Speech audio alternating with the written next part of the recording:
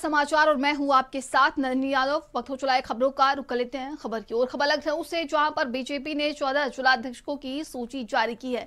मेरठ से हरवीर पाल बने हैं जिलाध्यक्ष, वहीं हापुड़ से कविता माधरे जिलाध्यक्ष बनी है। फिरोजाबाद से उदय प्रताप सिंह, हाथरस से प्रेम सिंह कुशवाहा अध्यक्ष बने हैं और अलीगढ़ महानगर से राजीव शर्मा जिलाध्यक्ष बने हैं।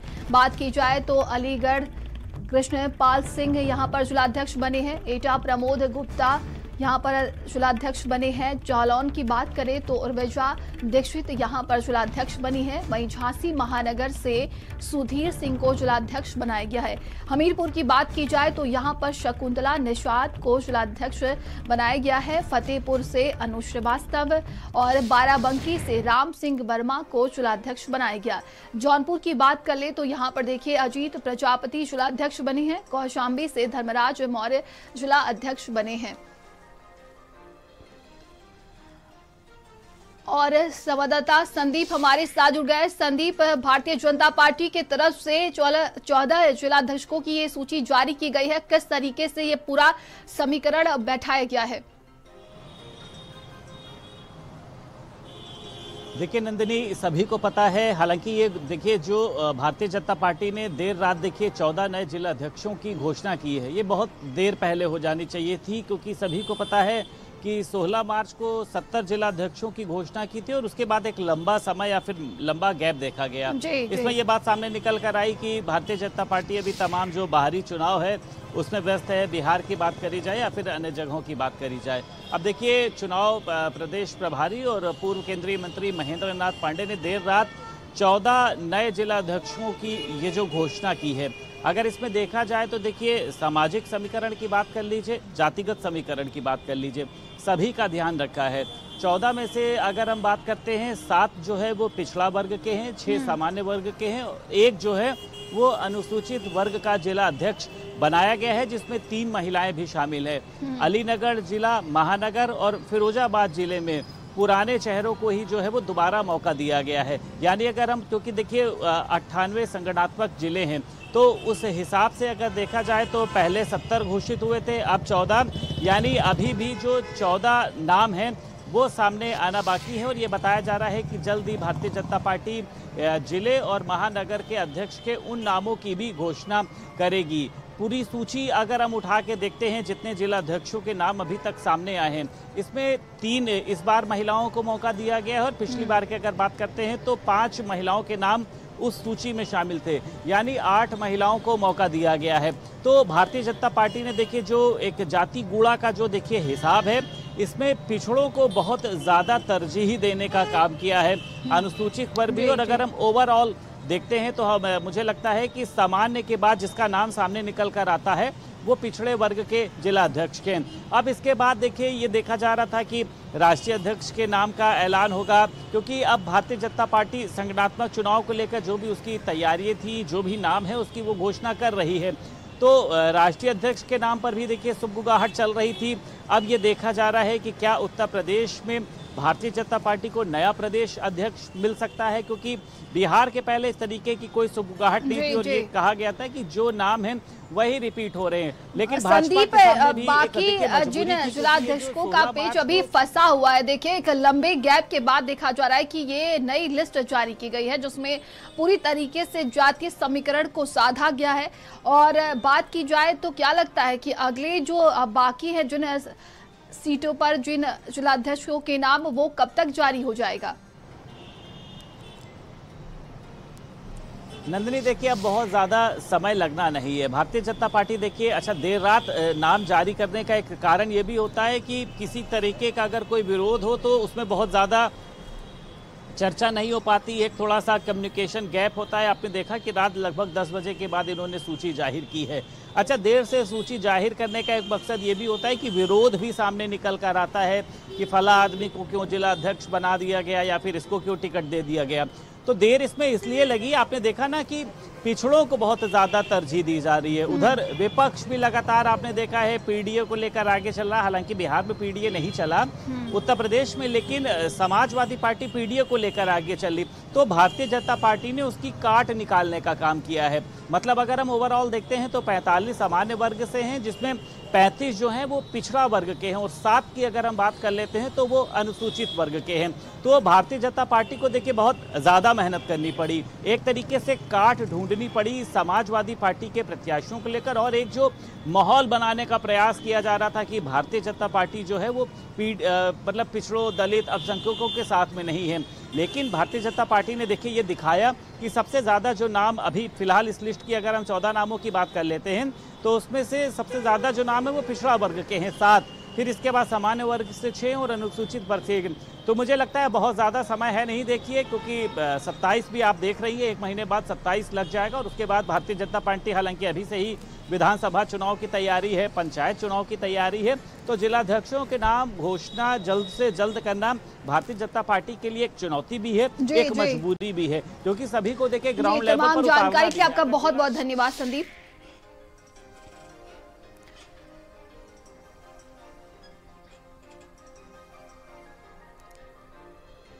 तो भारतीय जनता पार्टी की तरफ से देखिए 14 जिलाध्यक्षों की ये सूची जारी की गई है और 14 अभी बाकी हैं। चलिए आगे बढ़ते हैं। संभल से ये बड़ी खबर है, एक और प्राचीन कुआं मिलने का ये पूरा मामला है। नगर पालिका कुएं की खुदाई कराने में जुटी हुई है। 1978 दंगा पीड़ित परिवार ने ये मांग की थी। दंगे में व्यक्ति की हत्या कर कुएं में डाला गया था। डीएम के निर्देश पर खुदाई आज भी जारी रहेगी। वहीं परिवार ने डीएम से खुदाई की मांग की थी। नखासा के एकता पुलिस चौकी के पास का ये पूरा मामला है और देखिए यहाँ पर कुआं खुदाई चल रही है। ये बड़ी खबर संभल से सामने आ रही है। संवाददाता सुनील राघव हमारे साथ जुड़ गए। सुनील, अभी भी वहां पर कुएं की खुदाई चल रही है, क्या कुछ अधिक जानकारी है इसको लेकर?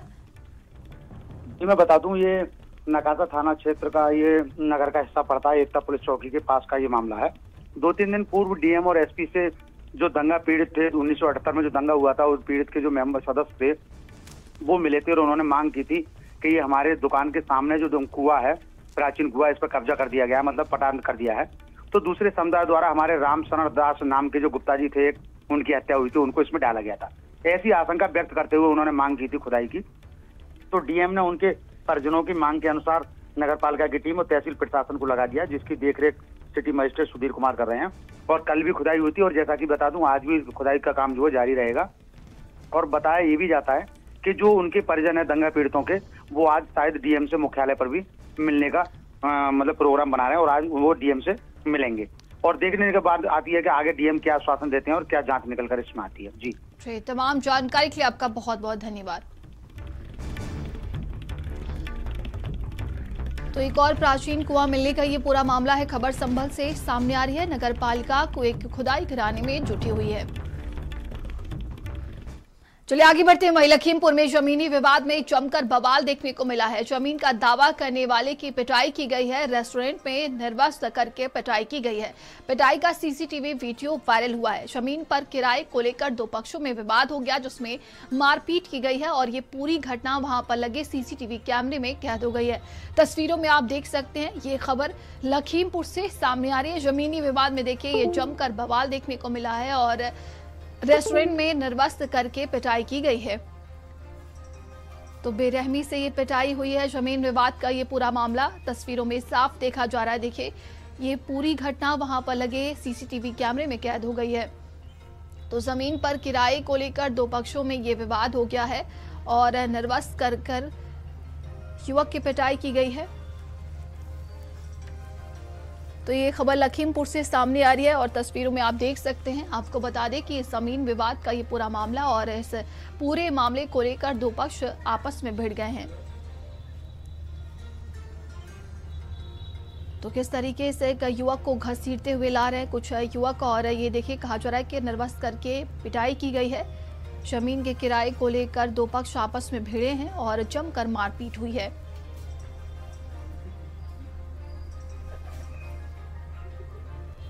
संवाददाता शारिक हमारे साथ जुड़ गए। शारिक, क्या कुछ ये पूरा मामला?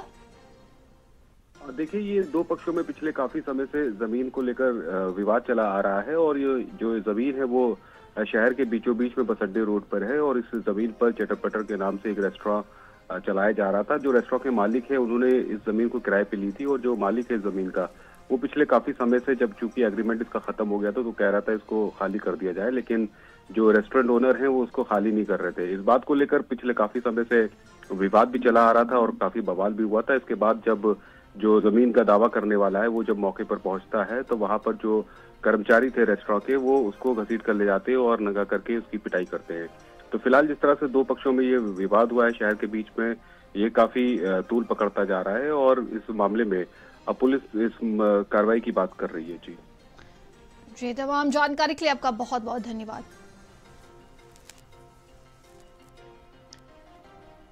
तो देखिए, जमीन के विवाद में ये जमकर बवाल हुआ है और मारपीट की गई है। इस पूरे मामले की बात की जाए तो वहां पर लगे सीसीटीवी कैमरे में ये पूरी घटना कैद हो गई है।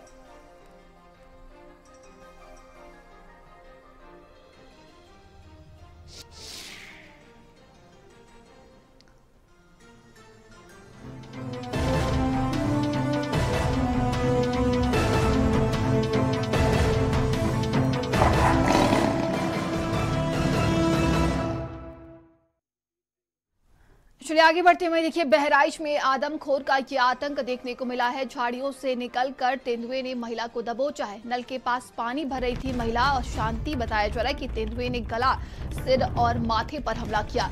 गंभीर हालत में अस्पताल ले जाया गया, जहां पर इलाज के दौरान डॉक्टरों ने मृत घोषित कर दिया। वहीं थाना फखरपुर के उमरी दहली गांव का ये पूरा मामला है। तो एक बार फिर से देखिए, बहराइच में जंगली जानवरों का ये आतंक देखने को मिल रहा है। बहराइच में आदमखोर का ये आतंक, झाड़ियों से निकलकर तेंदुए ने महिला को दबोच लिया है। वहीं महिला की अस्पताल में मौत हो गई है। इलाज के दौरान डॉक्टरों ने मृत घोषित कर दिया। वहीं बता दें कि नल के पास पानी भर रही थी महिला और अचानक से तेंदुए ने हमला किया, गला, सिर और माथे पर हमला कर दिया। गंभीर हालत में अस्पताल ले जाया गया है।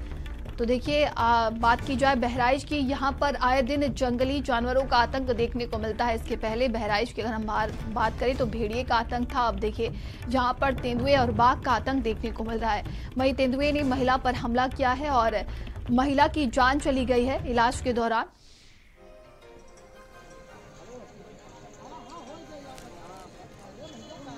तो आए दिन जंगली जानवर वहां पर अपना निशाना बना रहे हैं। इसने गला में काट दिया है, माथे में काट दिया है और मोड़े में काट दिया है। क्या कर रही थी ये? लैट्रिन जा रही थी, अपने नल पर पानी भरने गई थी। इनको उतनी देर में लेके चला जानवर। सब लोग चिल्लाने की देखो कोई जानवर इनको खींच रहा है। तब तक पब्लिक इकट्ठा होते होते गन्ना में लेके चला गया। चलिए आगे बढ़ते हुए देखिए, बहराइच में मासूम पर बाघ का हमला देखने को मिला है। झाड़ियों में छिपे बाघ ने बच्चे को दबोच लिया। बाघ ने गले और जबड़े पर हमला किया। वहीं बच्चे को बचाने के लिए मां ने बाघ पर झपट्टा मारा। मां की चीख पुकार सुनकर बाघ मौके से भाग निकला है। सुजौली थाना क्षेत्र के बर्दिया गांव का ये पूरा मामला। तो इसके पहले देखिए, बहराइच में देखा गया था कि तेंदुए ने हमला किया और देखिए अब बाघ का हमला देखने को मिला है। झाड़ियों में छिपे बाघ ने बच्चे को दबोच लिया, तो गले और जबड़े पर हमला किया है। वहीं बच्चे की हालत गंभीर बताई जा रही है, उसे अस्पताल में भर्ती कराया गया है। तो देखिए, मां की चीख पुकार सुनकर बाघ मौके से भाग निकला है और बच्चे को अस्पताल ले जाया गया, जहां पर उसका इलाज जारी है। सुजौली थाना क्षेत्र के बर्दिया गांव का ये पूरा मामला है।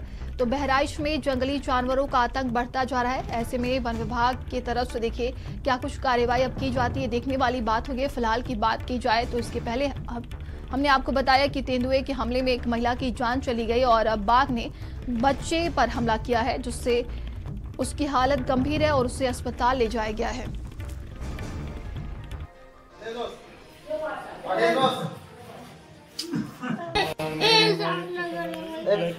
क्या नाम है? कहाँ थी तुम? क्या हुआ है? क्या हुआ था बच्चे को? क्या कर रहा था बच्चा? साथ में हमारे जा रहा था नमाज पढ़ते और घर पर लेकर दिए वो पकड़। कहाँ पर ये हमला हुआ है? घर से थोड़ी दूर पे। और जौनपुर से इस वक्त ये बड़ी खबर सामने आ रही है। बारातियों से भरी कार खाई में जा गिरी है। हादसे में 3 लोगों की मौके पर ही मौत हो गई है। सभी मृतक वाराणसी कैंट क्षेत्र के निवासी बताए जा रहे हैं। वहीं हादसे में 3 लोग घायल हैं, जिन्हें अस्पताल में भर्ती कराया गया है। वाराणसी से बारात ये जौनपुर आ रही थी।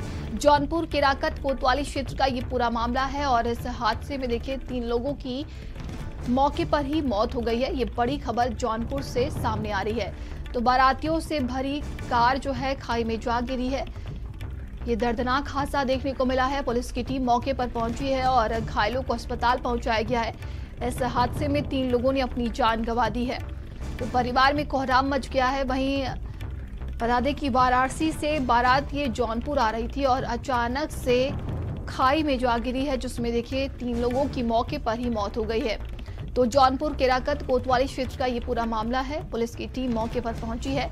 इस पूरे मामले की जांच पड़ताल की जा रही है। घायलों को अस्पताल में भर्ती कराया गया है।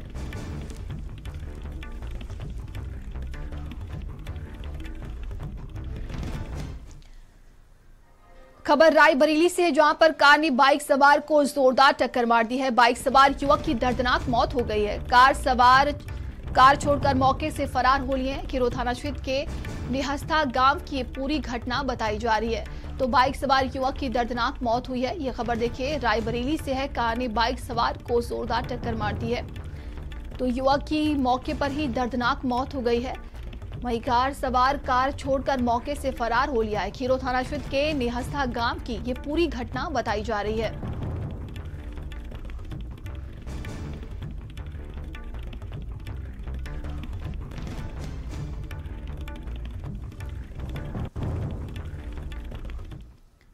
खबर बुलंदशहर से, जहां पर ऑटो और बाइक की भिड़ंत में यह हादसा हो गया है। बाइक सवार पति और पत्नी की मौत हो गई है। दंपति की मौत से परिवार में कोहराम मच गया। ककोर थाना के चांगोली मोड़ की पूरी घटना बताई जा रही है। ये दर्दनाक सड़क हादसा हुआ है, जिसमें देखिए दंपति की जान चली गई है।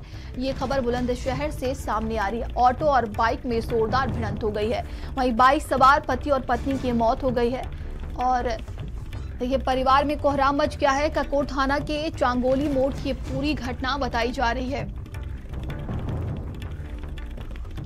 तो ये दर्दनाक हादसा देखने को मिल रहा है, जिसमें देखिए दंपति की जान चली गई है। और आपको बता दें कि कार और बाइक में ये जोरदार भिड़ंत हो गई है, जिसकी वजह से 2 लोगों ने अपनी जान गंवा दी है।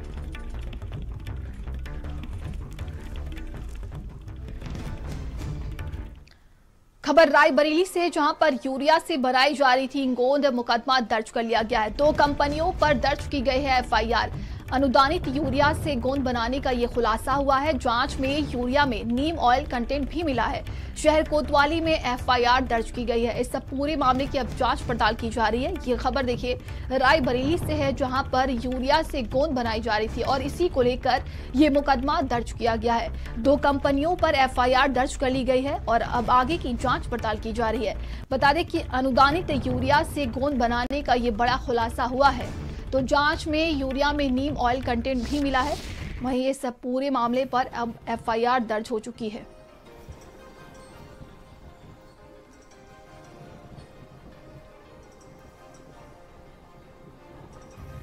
तो यूरिया से गोंद बनाई जा रही थी 2 कंपनियों पर, इसको लेकर एफआईआर दर्ज हुई है। ये बड़ा खुलासा हुआ है।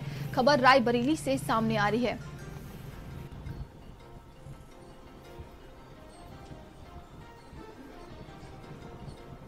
संवाददाता रोहित हमारे साथ जुड़ गए हैं। रोहित, यूरिया कंपनियां गोंद बना रही थी, क्या कुछ अपडेट है इसको लेकर? जी बिल्कुल, बताना चाहूंगा पूरा मामला रायबरेली से जुड़ा है, जहां पर जो यूरिया कंपनी है उनके द्वारा जो है गोंद बनाने का मामला प्रकाश में आया था, जिसको लेकर जो है जिला कृषि अधिकारी के द्वारा इसकी जांच कराई गई। जांच के दौरान ये पाया गया कि उस पर गोंद बनाने का कार्य किया जा रहा था, जिस पर जो है जिला कृषि अधिकारी है अखिलेश पांडे, उनकी तहरीर पर शहर कोतवाली में मुकदमा पंजीकृत कराया गया है 2 अलग फर्मों पर, और उसकी जांच पड़ताल अब पुलिस कर रही है। कहीं ना कहीं जिस तरह से बड़े पैमाने पर एक सिंडिकेट का मामला का जो है पटना जिला कृषि अधिकारी के द्वारा किया गया है। अब देखने वाली बात होगी जिस तरह से पुलिस इसकी जांच कर रही है, जांच में क्या और तथ्य निकल के आते हैं तो जांच के बाद पता चल पाएगा। जी, तमाम जानकारी के लिए आपका बहुत बहुत धन्यवाद।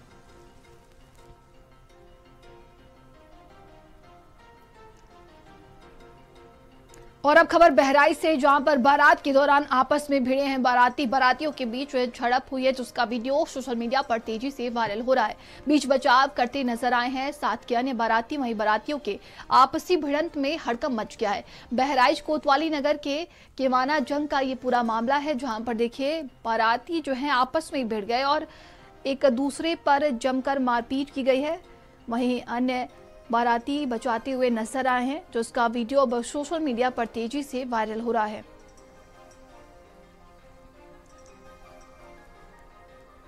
तो बारातियों के आपस में भिड़ने का ये पूरा मामला है और इस झड़प का वीडियो अब सोशल मीडिया पर तेजी से वायरल हो रहा है। ये खबर बहराइच से सामने आ रही है।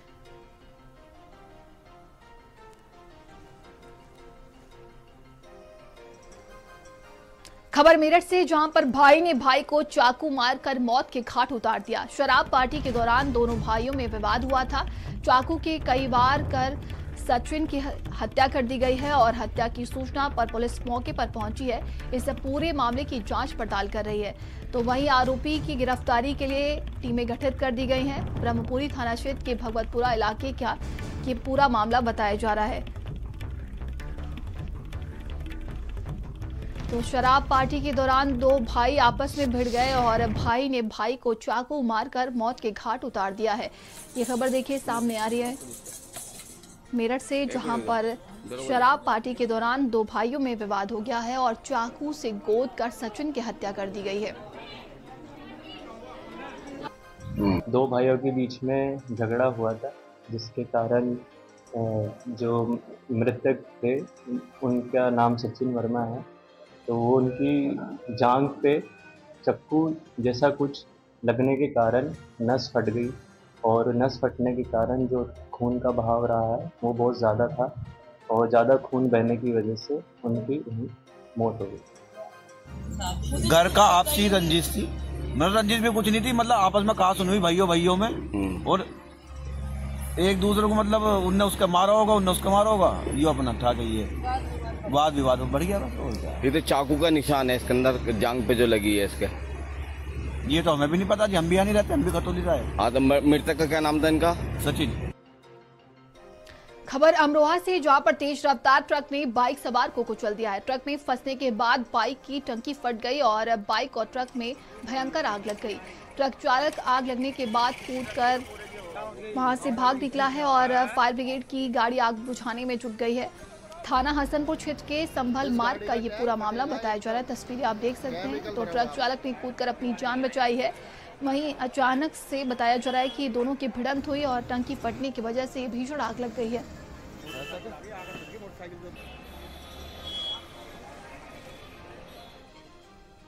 और अब बात कर लेते हैं निक्की हत्याकांड की। ये कहानी सिर्फ एक केस नहीं, ये कहानी उस दर्द की है जिसे निक्की की चीखें आज भी हवा में उकेर रही है। 3 महीने बाद सच के दरवाजे पर दस्तक देती 500 पन्नों की ये चार्जशीट। हम खोलेंगे निक्की हत्याकांड की चार्जशीट का हर पन्ना, हर राज और उस 6 साल की मासूम की गवाही जिसने पूरा केस पलट दिया है। देखिए खास रिपोर्ट।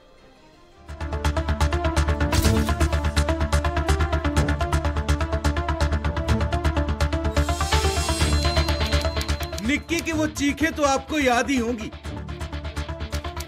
निक्की का वो दर्द आप भूल तो नहीं गए। हर आह, हर दर्द आज आपको हम याद दिलाते हैं। ग्रेटर नोएडा के सिरसा गांव में 21 अगस्त की वो शाम, जिसने पूरे हंसते खेलते परिवार को तबाह कर दिया। घर में आग की लपटें उठी, पड़ोसी भागते हुए बाहर आए और देखते ही देखते एक महिला निक्की भाटी लपटों में गिर गई। अब लगभग 3 महीने बाद कासना थाना पुलिस ने 500 पन्नों की विस्फोटक चार्जशीट कोर्ट में दाखिल कर दी है। 4 लोग आरोपी बने हैं, जिसमें पति विपिन, सास दया, ससुर सतवीर, जेठ रोहित। इसमें 4 मुलजिम बनाए गए हैं। दया है, विपिन है और सतवीर, रोहित। चारों के खिलाफ माननीय न्यायालय में चार्जशीट इनके खिलाफ दाखिल हो चुकी है। ये सभी जेल में है। चारों आरोपी जेल में, चारों कटघरे में। चार्जशीट में लिखा गया, यह हादसा नहीं, सुनियोजित हत्या है। चार्जशीट में सबसे बड़ा टर्निंग पॉइंट निक्की के 6 साल के बेटे की गवाही। उस मासूम ने वही कहा जो उसने अपनी आंखों से देखा था, और अब पुलिस उसी आधार पर कार्रवाई कर रही है। चारों ही आरोपी बनाए हैं जो है मौके पे, जिन्होंने जलाकर के मारा था। और ये झूठी बात अफवाहें चली थी उस समय कि भाई ये आप हत्या करी है, आपने आग लगाई है, ये गलत है। पुलिस ने बिल्कुल विवेचना करी है। इस एक लाइन ने केस के पूरे रुख को बदल दिया। बेटी की गवाही ने पुलिस की फाइल में हत्या लिखवा दी। चार्जशीट में जो सबूत दर्ज किए गए हैं अदालत में सबसे भारी साबित हो सकते हैं। Chargesheet, forensic report, mobile call details, video photo evidence, घटनास्थल की वैज्ञानिक जांच, गवाहों के बयान, चलने के पैटर्न की जांच, सब कुछ ये कह रहा है कि ये दुर्घटना नहीं, ये प्लान्ड क्राइम था। घटना के बाद पति विपिन का व्यवहार भी चार्जशीट का हिस्सा है। निक्की और उसकी भाभी कंचन दोनों पढ़ी लिखी थी, दोनों अपना ब्यूटी पार्लर चलाती थी, सोशल मीडिया पर वीडियो और रील्स बनाती थी। चार्जशीट बताती है निक्की की मॉडर्न सोच और काम करने का तरीका उसके ससुराल वालों को पसंद नहीं था। घर में आए दिन ताने, झगड़े और मारपीट होती थी। आखिरकार तनाव 21 अगस्त को मौत की वजह बना। वीडियो बनाती थी, आजकल मीडिया का जमाना है तो उसके लिए वो बनाती थी, तो उनका वो विरोध करते थे, जिससे कि ये इसी कारण जो ये घटना घटी है। 21 अगस्त को बहुचर्चित निक्की हत्याकांड हुआ। अब पुलिस ने उसमें 400 पन्नों की चार्जशीट दाखिल करी है कोर्ट में।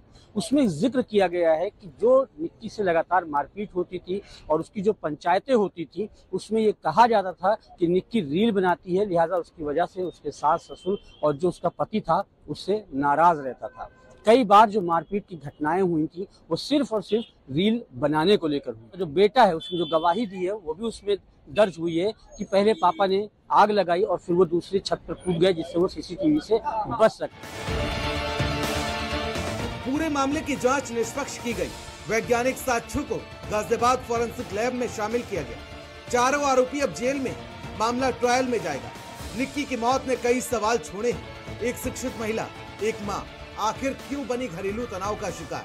हकीकत क्या है ये कोर्ट में तय होगा। फिलहाल चार्जशीट ने साफ कर दिया है निक्की की मौत कोई हादसा नहीं था, हत्या थी। तो स्पेशल डेस्क, भारत समाचार।